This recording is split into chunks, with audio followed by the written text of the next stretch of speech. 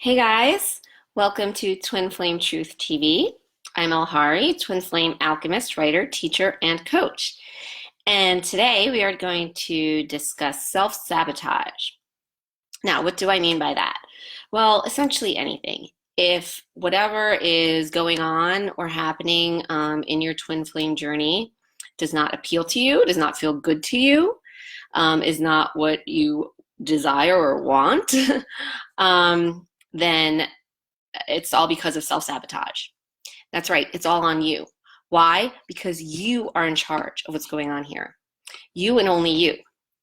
Oh, well, how can that be? I mean, my twin flame's acting like a douche. It's like, totally being an asshole, has blocked me, cut me off, all that other stuff. Well, guess what?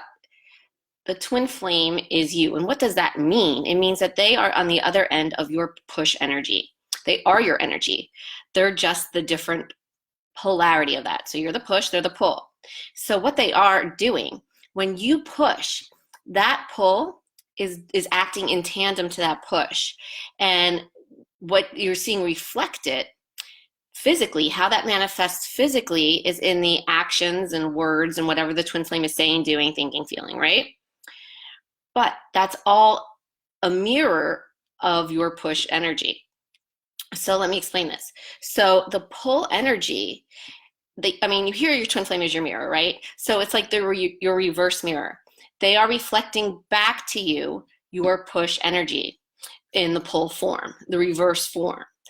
I'll give you an example.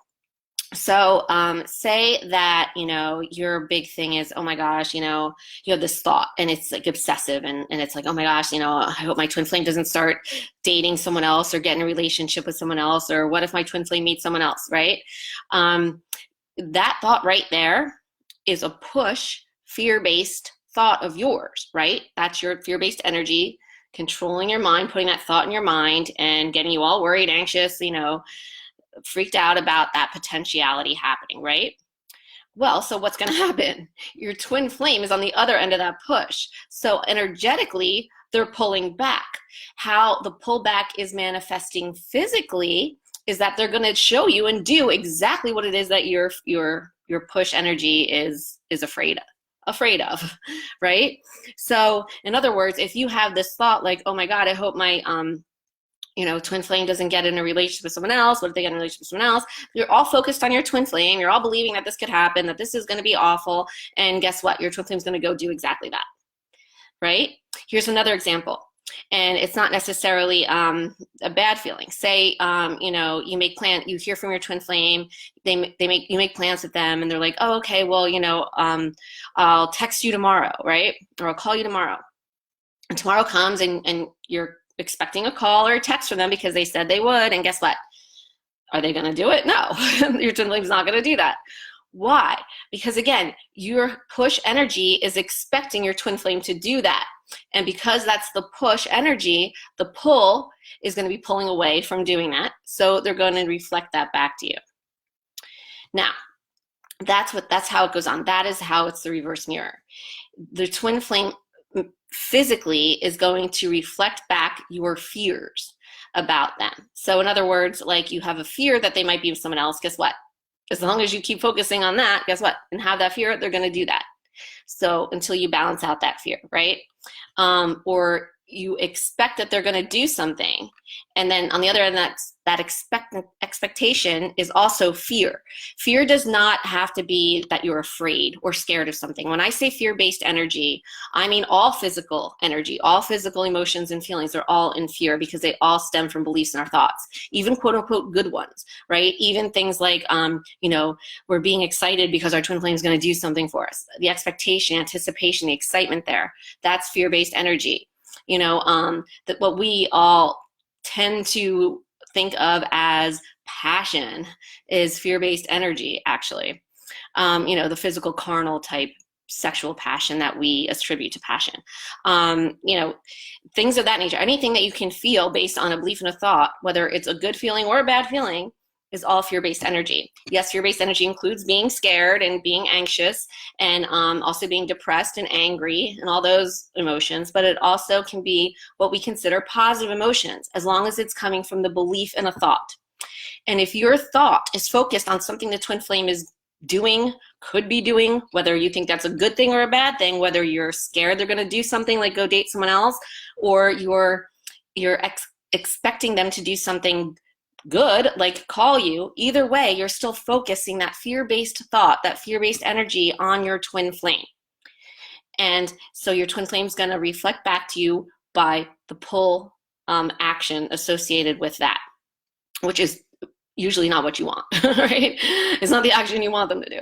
So I just want to show you that how that works, really try to explain that better. And in so doing, so everything your twin flame is doing, if they're not doing what you would like them to do, guess what? It's because of your push thoughts going on there. That's all. They're not like doing stuff on purpose to like piss you off or to like blow you off or anything like that. You're giving them too much credit. They really don't have that much control here. You are in charge. You are in charge of this journey. You are in charge because why? You know about this. You know about this energetic push-pull phenomenon. So all you have to do is stop the push and they stop the pull. That's just exactly it. And so when you're still pushing, when you're still believing your thoughts, when you're still focusing your intention onto anything having to do with what your twin flame is doing, saying, thinking, feeling, then guess what? You're just sabotaging everything that you want. And that's what I mean by self-sabotage. That's one example. So another example is not being true to yourself. And by this, I mean, this is a journey of self-love. And when you love, something, supposedly, self-love is what? It's being honest and trusting and believing in the person or thing you love, right? And making that person a priority. Well, here we're doing it with ourselves. So in order to do this, in order to make ourselves priorities, we have to really get to dig deep and really be honest with ourselves and find out what it is that we truly, truly desire. Because what we think we want, what we desire and want in our minds, is not what we truly desire. What we truly desire is our truth, which is our soul. Our soul is truth. And guess what? Our soul desires and really wants for nothing. Our soul is everything. It's like Rumi said, you are not a drop in the ocean, you are the entire ocean in a drop. And he also said, everything, stop looking outside of you, everything you want, you already are. You're everything you want, and your soul knows this because your soul is everything. It's directly from source, and source is the creator of all. So, you are the miracle worker, creator of all of your life. And so you already are that. And especially true when it comes to and only true, really physically speaking, when it comes to the twin flame. The twin flame is you. It is your soul directly. So anything you think that you want regarding your twin flame is, when you focus it on the outside, on that physical body, that's the host, the home, the Airbnb of your twin flame in this lifetime, then that's taking your focus off of yourself, your soul, which is what you truly want and desire. And with the twin flame, this is why this only works with the twin flame, when you keep your focus on yourself, that causes the twin flame to come focus on you. And so that's how that works, because you may desire to be with them physically, but sorry, my Wi-Fi just froze up there for a minute. You may desire to be with them physically, and that's perfect. But you know what, and that can happen, and that's great if you choose that. But that has to come after. That comes like last for this part of the journey. You have to get there through your soul. And you do that by always, always, always honoring yourself as a soul. And that comes to your truth, to what you truly want. And I'll give you another example of this. So say, you're moving right along, your twin flame has ghosted you, or you haven't heard from your twin flame, say in 9 months or something like that, right?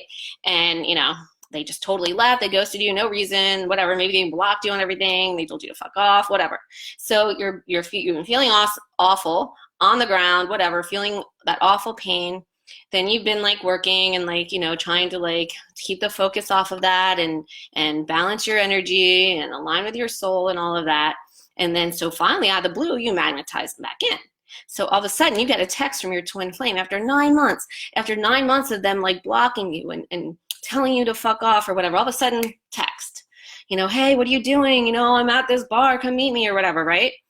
And you feel a surge. You feel a surge of energy rise up, and you're just like right away, like, oh my God, I have to text right back. Okay, that urge, that desire, that, I don't even know what word I'm looking for.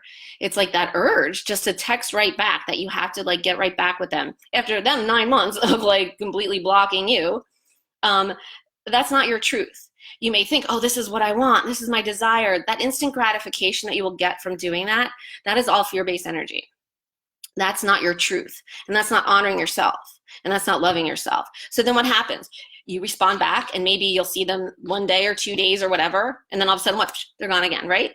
Because guess what? You took your focus off yourself and you put it right back onto what your twin flame was doing, saying, thinking, feeling, just because they came in and they texted you again. Right? But that's not what we do.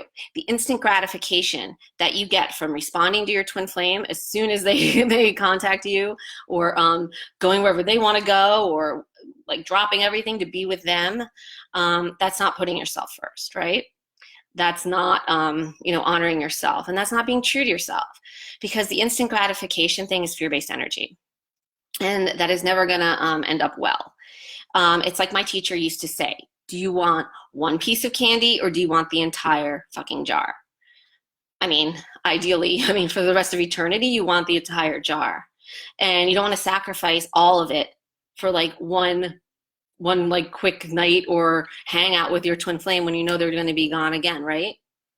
And that's where it takes self-discipline and actually self-love, where you put yourself first and you know what? And honestly, if you think about like any other person, if someone else like just dissed you like 9 months ago and blocked you and didn't want to talk to you again, would you be jumping to get back together with them, to get in contact with them as soon as they say jump? You're like, how high? No. That's not really respectful to yourself. And I understand that, it was your own energy and, that did that caused that to happen. But that's why it's on you again to keep your energy where it needs to be and keep it balanced even when your twin flame comes in. Right? And that's holding to your truth. That's honoring yourself. That's you setting the stage and you setting the parameters and you on setting boundaries and honoring yourself, right? And then with the twin flame, that's why this only works with twin flame, they tend to be kind of follow right in with you. They line right in with that eventually. You have to keep balancing and balancing, keep doing it. But the more you do it, the more they're right there. And things happen on your terms. Because actually, when you honor your truth, yourself, your soul, you're actually also honoring the twin flame, even though the twin flame doesn't know that because they're all, in their head. They don't realize that you're even the same soul, right? So but when you are honoring your soul, you're obviously honoring the twin flame because the twin flame is your soul. So you're actually doing for you both what you both truly desire, not in your minds, not in a carnal way, but what you desire as a soul, your truth. And that is self-love. And that's also loving your twin flame. That's also how your twin flame loves you. You are in control. You are in charge. Anything else, any focus on the twin flame, focus off yourself, putting your twin flame before you in any way, shape, or form in terms of priority is self-sabotage. And that's what this episode is about. So I hope that helped clarify things for you guys. Thanks for watching, and I will see you in the next episode of Twin Flame Truth TV. Have a great week and lots of love.